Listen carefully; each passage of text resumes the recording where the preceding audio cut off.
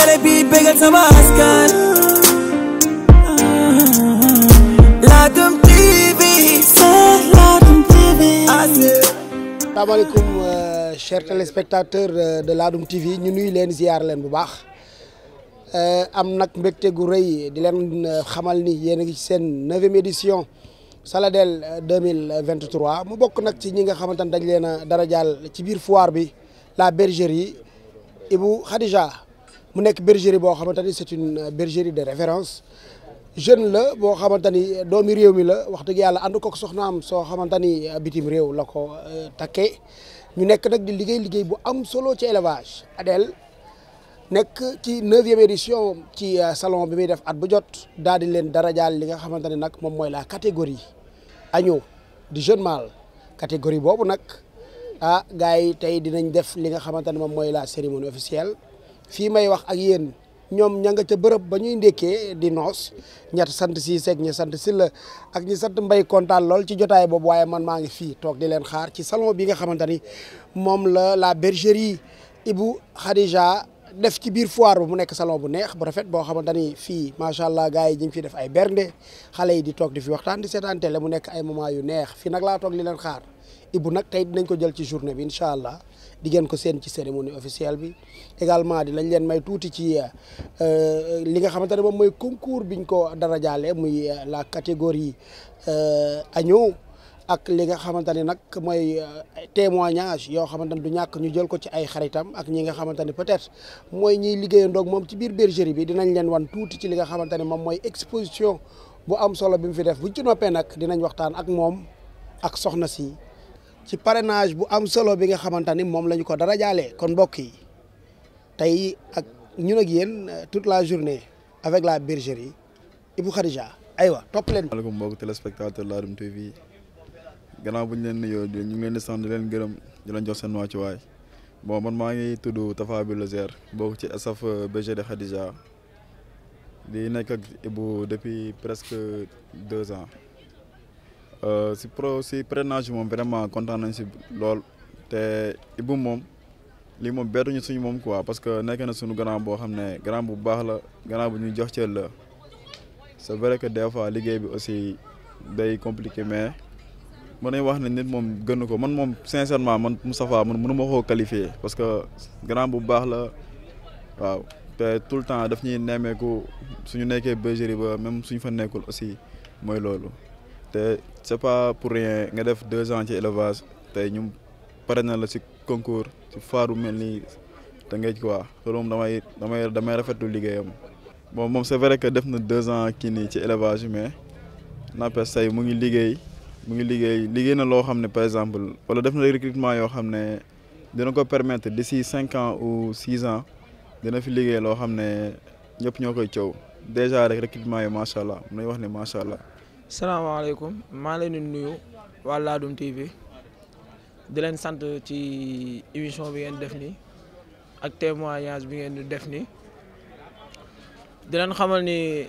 maanaam parrainage bi buñ ko defee maanaam mérite la quoi waaw parce que certes yàggul ci élevage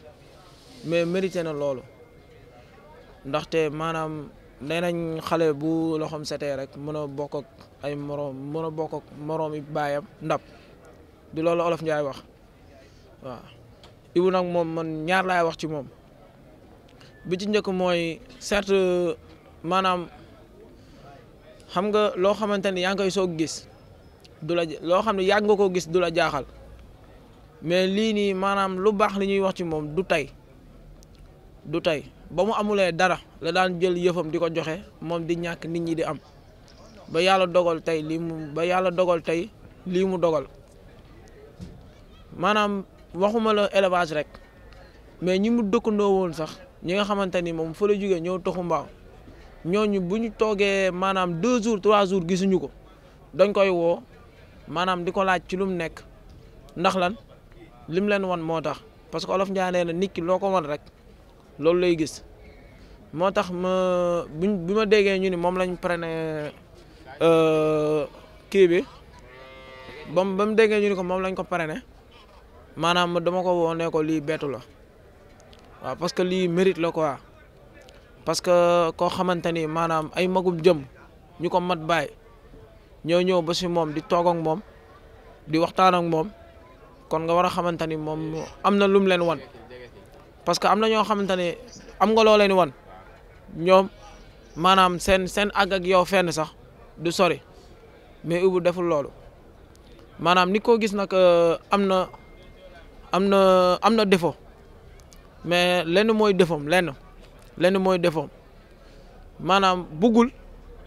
maanaam tey soo ko meree tey 8h nga mere ko 8h balaa tëdd 21h dina def le tout ba jiw ak yow maanaam soo toogee journée waxul ak moom dina def le tout ba wax ak yow muy ki koy liggéeyal ak ki ko dul liggéeyal moom mun naa ni bëri na si ñoo xamante ni yor nañ seen bergerie bu ñuy lekk moom ñoom ñi yor xarit ñoom ñooy lekk à part moom mu toog fu muy toog tëju ci néegam di lekk à part moom deful loolu lu mu munti am ak lu mu munti teg muy lépp muy maanaam muy lépp ñoom la koy bokkal yàgg naa si teg sama bët ba taay buñ ko indilee lekk indil kee lekk day jël basam boole kook basam bokk ak moom kon ça veut dire que loolu mooy ki ngay liggéeyal jox nga ko cër te xeeboo ko benn yoon. mbokku téléspectateurs yi comme ni ngeen ko xamee tey ci bésu cérémonie officielle bi délégation bu am solo bi nga xamante ni àndoon na ak ki nga xamante ni moom mooy la bergerie Ibou Khadija daf cee bokk xaritam bii nga xamante ni ñëpp xam nañ ko Samir Younis képp kuy éleveur nekk ci réew mi di dundal élevage xaritam nga waaye Ibou ak Khadija yëpp ay xaritam lañu vraiment tey ci cër bi nga xamante ni Adel cërale na ko Ibou Khadija la bergerie muy parrain wu catégorie li nga xamante ne moom mooy agneau moo taxoon tey vraiment ay xaritam ñëwoon gunge ko mu bokk ci grand ma nuyu la ziar la bu baax. waa Ladoum TV maa ngi leen di nuyu di leen di ziar bu baax a baax. aywa vraiment Ibou di sa xarit Khadija di sa xarit tey vraiment nga bokkoon ci délégation bi ko gunge woon ci bi muy wuy si ci cérémonie officielle bi lan nga ñu mën a wax ci bergerie boobu. waaw may nuyu encore waa Ladoum TV yëpp vraiment di ne Ibou du sama xarit rek Ibou de sama raq Khadija soxnaam di nit ku baax vraiment ñoom ñaar ñii nit yu extraordinaire ñoo xam ne buñ duggee ci élevage ba tey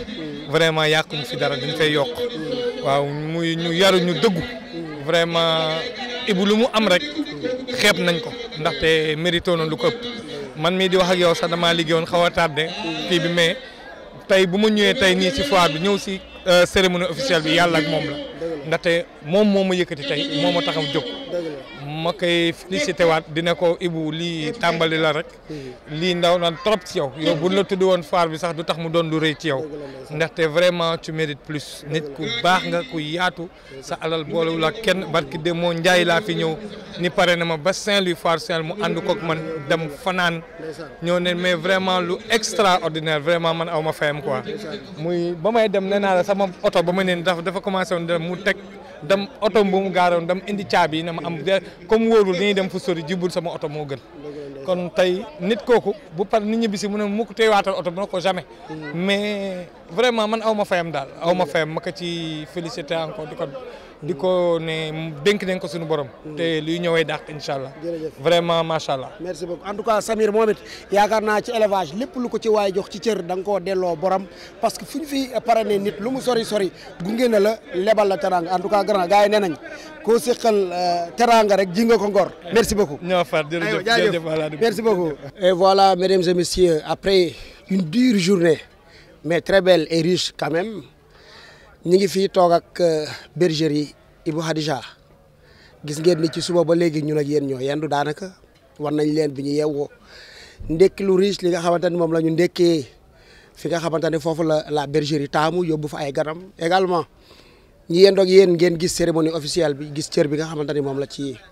bergerie Ibou Khadija am waaye concours bi gis ngeen ni bi ñu demee ba toll ci waxtaan parole yu rafet yu neex yi nga xamante ne moom ngeen fi dégg mu nekk lu am solo mais ci fàttali est-ce que xamoon ngeen ni Ibou il se nomme Ibrahima Mané Khadija c'est sa femme bergerie bi kon moom moo ñëw tudd Ibou Khadija muy borom kër gi ak soxna si ñoo boole seeni tur tuddee ko la bergerie mu nekk lu neex waaye nag nekk exemple boo xamante ni kenn ku ci nekk war na cee mën a tiire xam ni góor saa bu nekkee ci mbir buy dox mu neex lool dafa fekk ni am na jigéen ju nekk ci gannaawam di ko jàppale sama waa ji macha allah loolu la dund. Ibou Khadija di bergerie bi nga xamante ni moom la ñu parrainé la catégorie agneau ci li nga xamante ne mooy 9e édition Saladel 2023 bu njëkk buñ daan parrainé dañ daan xool koo xamante ne xëy na mag la ci ay at mu nekk ci élevage di ko dund wala di ko dundal bu baax ñu ne kii am na ci cër nañ ko ko jox waaye kon lan moo tax ñu war a mën a cërale Ibou te boo ko xoolee ci jëmm mu nduru la xale c'est parce que ci élevage bi muy def am na ci fulla am na ci fayda am na ci jom ak ngor ba tax loolu def ko magum jëmm bu ñu mën a darajaalee cette 9e édition Saladel 2023 jox ko nag catégorie bi nga xamante ni ku nar a doon champion foofu ngay wane sa bopp Ibou ñu nuyu la ziar la bu baax. waaw maa ngi dellu ziar di rafetlu teewaay bu baax di am mbégte ak contentement bu baax a baax. tey sonn nga quand même mon frère mais nag dafa mel ni coono bànneex la. waaw honnêtement parce que jar na ko quoi jar na ko wax dëgg yàlla coono mbégte la quoi. bi ñu ñëwee rek déclaré la na la cette 9e édition Saladel 2023 yow la ñu parrainé li nga xamante ne mooy la catégorie agneau lan la def ci yow. waaw fierté la def si man honnêtement parce que tey yombul mën naa ne am na ñoo xam ne tey ñoo gën a jégloo kii bi mais tey su ma ko joxee tey am na liggéey bu ma liggéey ba tey yàlla def tey ñoom ñu mun ma teg si catégorie pour ma nekk parrain agneau di ko rafetlu bu baax a baax te dina ma gën a yokk jom gën ma yokk fulla rek xam naa ne tey wax dëgg yàlla ñu ngi bàyyi xel bu baax a baax. est-ce que gisuñ ni da nga nekk benjamin wu élevage bi comme niñ koy waxee ci catégorie yi nekk koo xamante ne bi nga ñëwee sa yar sa teggin ak li nga xamante ne moom mooy sa dal gëmoo nii moom moo la may lu ni mel. waaw surtout loolu parce que man moom damay ne moom nit moom noo mënti mel rek waaw amal yar ak teggin loolu moom lu mu la mayoo rek du la ko leneen mënu la ko mayoo dëgg yàlla. pour rappel Ibou Khadija cette bergerie yàggagul ci élevage defagul ci at yu bari daanaka mën nañ ne foire bii ñu doon dund tey bañ jox ko ci cër moo mag bergerie bi nga xamante ne moom la initié donte nag ci historique yàgg na ci élevage depuis 2005 boo waxtaanee ak moom da lay xamal ni yàggoon na ci élevage mais tey boo ñëwee gis li nga xamante ne noonu lañ liggéeyee bergerie bi gis li nga xamante ne noonu la yor ci ay xar li nga xam ni macha allah ku ko tuddee foire fulla ak fayda ak jom dong moom moo tax ñu tuddee ko mais Ibou tey nag vraiment ñu passé journée boo xamante ni vraiment pleine d'émotion neex lool nga ànd kook say mbokk say xarit say am di jàmm vraiment ñëw ñu gunge la dundandoo kook yow tey journée tey bii nag lan la defaat ci yow encore une fois ci motivation. non lu ma defaat ci motivation mooy wax dëgg yàlla gën a yokk liggéey bi rek. bañ a tegg yoon bi ma nekk. waaw di gën a liggéey bu baax a baax loolu la quoi di rafetlu teewaay bu baax parce que tey yombul tamit ñu parrainé la nga woote ñu wuyu si la loolu rek beneen affaire la wax dëgg yàlla. beneen affaire la aywa léegi nag perspective la bergerie Khadija est-ce que mën nañ cee am tuuti. waaw bon perspective moom mooy man damay ne xam nga damay faral di wax ne élevage kenn moomu ko. man loolu laa gëm. respecté naa éleveurs yëpp mais góob ma ni kii éleveur bu mag la kii éleveur bu ndaw la. man loolu moom je fais pas avec parce que dama jàpp ne lépp gëm-gëm la. parce que xar la ñu yor xar. ñu aliment bi ñuy jëndoo la ñuy jox c'est-à-dire que man lu mel ne xam nga gars yi fan la ñu rawante ci xar yi. mooy problème gestion c'est juste ça. mais man gëmuma ni kii éleveur bu mag la maa ngi jégul na si kàddu ma c'est-à-dire que man dama bi man je suis pas complexé. moo tax tey. foire bu munti am dinaa ñëw wane tamit li ma am ak li ma liggéey. waaw ba tey yàlla def tey fi mu toll nii wax dëgg yàlla. wax dëgg yàlla yeggale la fa. aywa yow kenn du la laaj ñaar ñetti question ba ñeent te sañuñ cee dugal ki nga xamante ni mooy sa soxna sa xarit nekk sa doomu ndey fu ngeen di dem yéenay ànd looy def yaa ngi koy bokk ak moom su ko defee soxna Khadija salaamaaleykum. maaleykum salaam. comme disait l'autre il y a une citation qui dit que derrière tout grand homme il y a une grande dame. Et là, on on sent nettement qu'il y a une très grande dame derrière Ibrahima, qui se nomme Ibou, comme on dit. Et là, vous le soutenez de tout cœur, vous êtes toujours auprès de lui.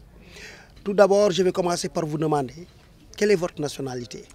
Je suis italienne. C'est vrai qu'on a dit, oui, mais c'est vrai qu'entre nous, il y a une force qui, comment dire, on est 50-50. On s'est fait épauler l'un avec l'autre, parce que l'élevage, c'est un monde très difficile. Très difficile. Et pour nous, c'est une grande joie d'être des parrains dans cette manifestation-là. C'est une grande fête pour tous les éleveurs. Et on partage avec les éleveurs tous les espoirs, tous les moments d'émotion. Oui, parce que c'est un dur travail qui... La foire, c'est un épisode dans la vie d'une bergerie, mais le travail, c'est dur chaque jour. Comme a dit mon mari, l'élevage, c'est toujours affronter aussi des situations difficiles, c'est prendre soin des animaux, et tout gérer une bergerie, c'est pas facile. Et c'est pas une chose qui se va créer d'un jour à un autre. C'est un travail qui va sur le long terme. Il y a des choses qui viennent et qui doivent affronter à chaque jour un petit problème, mais à étape, après on se regarde derrière, on dit ok, Dieu merci, on est arrivé à un just point, ça avec l'aide de Dieu naturellement et le travail qu'on amène dans la bergerie. Pour moi c'est un monde nouveau, une passion que j'ai partagée avec lui, parce qu'en Italie on n'a pas ça, mais c'est un monde qui intéresse beaucoup au dehors du Sénégal. Vous avez anticipé ma question alors. Vous l'avez dit, c'est un monde nouveau. Pourquoi je vous ai posé la question à savoir, vous êtes quelle nationalité? Ce dont je suis sûr, c'est que vous faites de l'élevage chez vous, en Italie. Mais c'est différent de cette façon-là. Très différent. On a des moutons qui sont des moutons ordinaires, sont des moutons pour la production de viande, ou des tissus, de la laine, comme ça, mais pas ça. Et quand je parle avec mes amis en Italie de ça, ils sont très intéressés. Effectivement. Aussi, il y a quelqu'un qui veut commencer un élevage de race ladoune en Italie, et ça peut-être que dans le long terme peut arriver aussi. Et peut-être un grand espoir aussi pour le Sénégal, qui cette tradition-là, que c'est une tradition ancestrale pour le Sénégal, a une valeur qu'il se doit respecter parce que c'est les valeurs d'une tradition d'un pays. Et donc ça va respecter un aspect de la culture du Sénégal qui c'est très très important. Et j'admire beaucoup les niveaux générations parce que quand on va à les bergeries, moi je vois que aussi les petits sont déjà engagés dans les gérer une bergerie. Ça c'est très important, parce que c'est une tradition qui passe de père en fille et c'est une chose qui est, je pense, l'emblème du Sénégal. Et dans les temps, il peut être aussi un moteur pour le tourisme, faire du tourisme qui regarde cet aspect du Sénégal. Et peut-être aussi avoir un espoir d'amener des races ladounes au dehors du Sénégal, ou au moins où il y a les conditions climatiques qui les permettent naturellement. Je ne pense pas, par exemple, au nord de l'Italie parce que c'est froid, mais dans le sud de l'Italie, Sardaigne, Sicile, il peut être que ça peut être un marché qui va fonctionner aussi là. Donc, pourquoi pas ne penser à un élevage de races ladoune aussi dans notre pays. Et pour moi, vraiment, je suis très honorée d'être partie de tout ça. Et je m'excuse seulement que je ne parle pas Wolof. Non, c'est pas grave, il n'y a pas de souci. C'est difficile pour moi, mais je suis très contente de participer. C'est partagé. Vous l'avez dit tout à l'heure, vous avez dit que l'élevage est un métier qui se transmet de génération en génération au Sénégal, ce qui veut dire que c'est un petit peu héréditaire. C'est un métier héréditaire qui se passait auparavant de père en fils, de génération en génération. Et maintenant, on a vu qu'avec vraiment cette boom qu'a fait la race ladoune, on a vu que vraiment on a révolutionné l'élevage du Sénégal et que c'est devenu un petit peu plus moderne. Est-ce que vous envisagez vous aussi la bergerie Ibou Khadija d'aller en Italie dans une foire pour présenter pour représenter le Sénégal et amener les moutons ladoum? Est-ce que ça fait partie de vos programmes? Ça c'est un petit rêve qui peut-être que dans le temps va réussir parce qu'il y a beaucoup de difficultés bureaucratiques naturellement, mais comme dire, notre mot de la bergerie entre les mots, les rêves, les rêves et la réussite. Donc on rêve, on se bat chaque jour parce que ce rêve va devenir une réalité. Ça c'est important. Et après, comme on a dit, en retournant au concept des passages entre père et fille, quelque c'est bon qu'il y a la tradition des anciens, il y a l'innovation de la technologie qui peut rentrer dans l'élevage. Donc cette union-là, je pense que sera le futur de l'élevage. Parce que les connaissances au niveau de la technologie, de la médecine aussi, parce qu'on travaille avec un capital vivant. Chaque entreprise a un risque, et si on a un risque double, parce qu'on travaille avec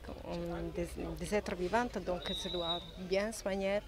bien voir toutes quelles sont les opportunités que la science va nous offrir pour améliorer la race. Toujours à partir des connaissances des anciens qui sont toujours valides, mais les améliorer avec un niveau de connaissance et pour avoir des animaux qui sont toujours plus forts, toujours pour améliorer le DNA si c'est possible. Donc aider la nature à faire son course. Effectivement. Ça, voilà, c'est merci très beaucoup. important. Kon mbokku téléspectateurs yi comme ni ma ko laajee moom Khadija li tax ma njëkk koo laaj ni ban réew la jóge maanaam ban nationalité la lim ñu xamal moom italienne la li ma jublu woon ci laaj boobu mooy li ma leer mooy xaru laadum l'avènement de cette race au Sénégal nekk loo xamante ni tey daf ko fay fekk mu koy dundandoo ak jëkkëram li ma ci bëggoon a toftal mooy foire yi muy ñëw di ko fekke ni nit ñi bëggee xar yi nga dem ba dafay mel ni nit ñi bu ñu dee supporter seeni xar benn équipe bu football bu ñuy topp la li ma bëggoon a xam mooy tey li mu découvrir dama leer ma ne amul ci réewam nan la nekk di ko dundee mais li mu wax ci biir waxtaan bi nekk lu am solo xam le ni bu njëkk gis na ni élevage dañ ko daan paasante ci ay ndono la daan doon comme buñ ko dee xool chez les Pël ñoo ëppoon li ñu doon yar ci réew mi daan mangi ji daan yar ay xaraki nag di nga xamante ne daanaka daanuñu toog ci kër ga waaye ni ñu koy toppatoowee léegi ni ñu leen di traité nga xamante ne day créer sax emploi ay nit ñi nekk ci biir bergerie bi di fi liggéey ñu leen di fay yooyu yëpp nekk na loo xamante ne lu am solo la mais également laaj naa ko sax ndax mi ngi xalaat comme ni mu ñëwee découvrir xaru laadum fii ndax bokk na ci seeni projet ñoom waa bergerie Ibou Khadija ñu dem yóbbu ko Italie ci seen foire yu mag yooyu mu xam la ñu ne effectivement loolu bokk na ci seen i rêve maanaam bokk na li nga xamante ni moom la ñuy génte également xam le na ni tey technologie avancé na toll na foo xamante ni li mu gëm gis ko mooy xar yi war nañ leen a gën a mën a développer war nañ leen a am na yu bari yoo xamante ni war nañ koo mën a dolli ci ñoom mu nekk intervention boo xamante ni bu am solo la en tout cas merci beaucoup Khadija. léegi nag kii mooy parrain bi catégorie agneau vraiment moom moo taxoon ñu toppoon ko ci suba ba léegi dund ak moom moment yu neex yi mu nekk loo xamante ne lu am solo la et c'est très motivant ci li ma foog yaakaar naa da lay doole bu baax léegi di la laaj rek sa mot de la fin Ibou ak lan ngay dig gaay yi. waaw mot de la fin mooy am naa mbégte bu baax am contentement waaw li ma wax daal mooy dina tax ma gën a yokk liggéey bu baax a baax te fu ma teg sama tànk moom dama ko teg wax dëgg yàlla. en tout cas ñu ngi lay remercier bu baax. maa ngi gën a remercier baax di am contentement bu baax a baax. aywa mbokk ak xarit ak am di jàmm lii lañ leen jëlee loon ci li nga xamante ne mooy parrainage bu am solo bi nga xamante ni moom la waa ADEL parrainé woon ki nga xamante ne moom mooy la bergerie Ibou Khadija ce beau couple nga xamante ne jëkkër ak jabar lañ ànd ci élevage yokk ci lu bëree bëri malgré leur jeune âge waaye nag lii rek la liggéey di jariñ boo liggéeyee lu rafet liggéey lu baax toogal xaar résultat bi dafay ñëw du yàgg dara li koy firndeel mooy la bergerie Ibou Khadija yàggul dara ci élevage waaye lim ci rafetal tax na ñu am bés bu rafet bile di leen jox rendez-vous ci yeneen jamono ak beneen invité incha allah jërë ngeen jëf.